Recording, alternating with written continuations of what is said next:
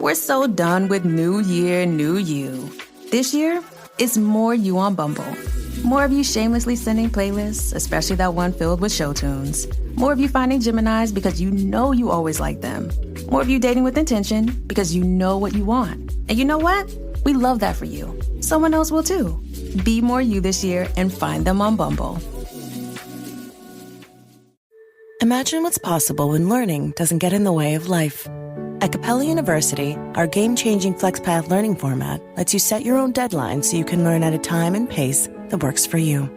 It's an education you can tailor to your schedule. That means you don't have to put your life on hold to pursue your professional goals. Instead, enjoy learning your way and earn your degree without missing a beat. A different future is closer than you think with Capella University. Learn more at capella.edu. This is Optimal Relationships Daily, A Dark Side of Blended Families, The Role of Ex-Partners, by Dr. Jennifer Jill Harman of Loves.com. If I were to portray the blending of my family with the consultants as all rainbows and butterflies, I would be lying. Not because things are challenging with him, quite the contrary. We are on the same page almost all of the time about handling the normal challenges that come with being a family, such as who should handle one kid's tantrum and how to handle our financial obligations. Things are, however, much more complicated than the Brady Bunch family we often seem to others. In the case of the Brady family, the parents, Carol and Mike, were a widow and widower. There is no doubt that losing a spouse or parent is devastating. Research shows that it is actually not uncommon for widowed parents of young children to remarry within 5 years of the loss of their former spouses. Some researchers have even described the deceased spouse as remaining like an invisible figure in the new marriage. Their influence still lives on through the surviving spouse. In all my years watching reruns of the Brady Bunch, I don't recall many references at all to the deceased parents of the children. In fact, they seem to just move on and start all over as one big happy family. If only it could be that simple. The consultant and I are not a widow and widower. We have ex-spouses who, each in their own way, have created serious challenges for us as a blended family. Whereas these challenges will not be the primary focus of my blog posts, I feel it would be disingenuous to not share some of them, as they are the reality that we and many others face on a daily basis. Ideally, it would be in the children's best interest to support one's ex-spouse in moving on with their life after the divorce. Indeed, minimizing conflict and being supportive of each other as parents after divorce results in better mental health outcomes for children. But we don't live in an ideal world. The consultant and I were faced with a situation where his ex-wife, X, has relentlessly attempted to undermine our relationship and our relationship with her children. It started with X sending hostile and angry emails to the consultant about me, with outlandish claims about my character, like she's a bad influence on the girls. Then, the consultant's children started asking me questions about negative things X had said about me. For example, child number 2 asked me whether my students liked me. I learned that X had showed her a negative teaching evaluation written by a former disgruntled student online, which was hardly representative of the many students I have taught over the years. I calmly told number 2 that yes, my students like me, and I have in fact won several teaching and advising awards. She did not seem convinced. Later, in an argument with the consultant, number 2 yelled at him and said that I was a horrible teacher. Attempts by former partners to destroy the image of the other parent's new relationship and relationship partner is a common strategy used by parents who are threatened and angry. It is one of many behaviors such parents use to alienate their children from the other parent. That was only the beginning. When the consultant's children were in our care, X would call and text them incessantly.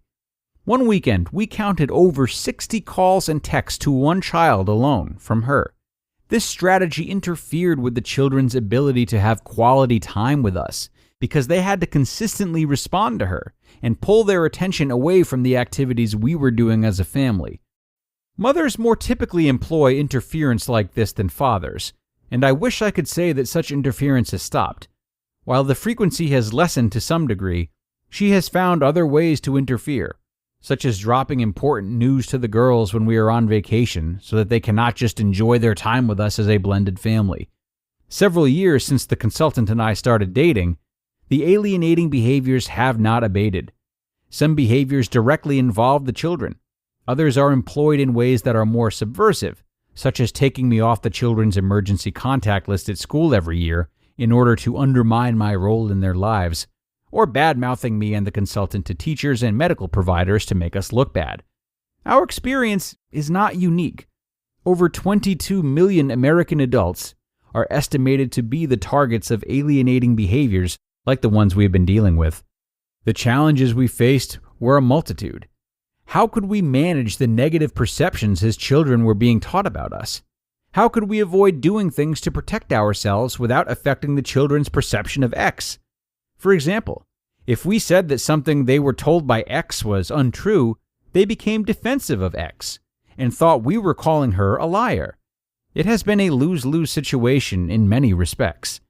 We have managed so far by getting support from close friends and family, attending support groups for parents and step-parents like ourselves, learning about research on this topic, and learning strategies on how to protect children and ourselves from this form of abuse. A few vacations here and there without the kids has also helped to disconnect from the stress created by X, reconnect with each other as a couple, and put things into perspective.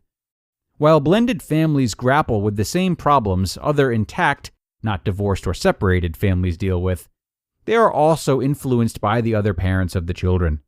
It would be best for everyone to support loving relationships with all family members and not undermine them. And I am always heartened to hear when other blended families are able to do this. Sadly, this has not been our experience, and we do our best every day to minimize the negative impact of alienating behaviors on the children and ourselves. You just listened to the post titled, A Dark Side of Blended Families, The Role of Ex-Partners, by Dr. Jennifer Jill Harman of loves.com. When you check out at the pharmacy, you see the journey from idea to medicine, thanks to our intellectual property system, or IP for short. IP safeguards inventions, like a new way to prevent seizures or lower cholesterol. And IP supports competition from other brands, then lower-cost generics, which are 90% of prescriptions filled in the U.S. Innovation, competition, lower costs, thanks to IP. Learn more at phrma.org/IP-workswonders. Your data is like gold to hackers. They're selling your passwords, bank details, and private messages. McAfee helps stop them.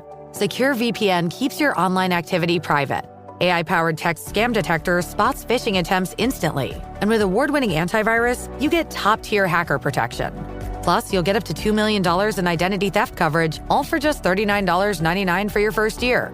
Visit McAfee.com. Cancel anytime. Terms apply.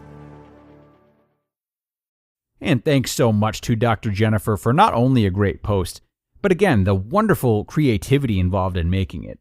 If you find yourself in a similar situation, know that it is always wise to set boundaries with ex-partners when children are involved. This is useful whether or not you've entered another relationship, and is something that can be revisited as circumstances change. Sometimes this can be tough to do had the relationship ended poorly, but if you can make the focal point of such conversations out to be the mutual love that you still share for your children, this can be a good common ground to center yourselves on, again, should either of you start to look out more for your own individual needs. Remember that children, and theoretically wanting what's best for them, is always going to be something that you share. And though conflict resolution won't always be easy, it is something that's important to keep in mind for civility and the children's development. So, on that note, we're going to wrap things up. It's been a great one today, and I hope you liked it as much as I did. Come on back tomorrow, where I will have another enlightening post for you and your loved ones, everyone. That's where your optimal life awaits.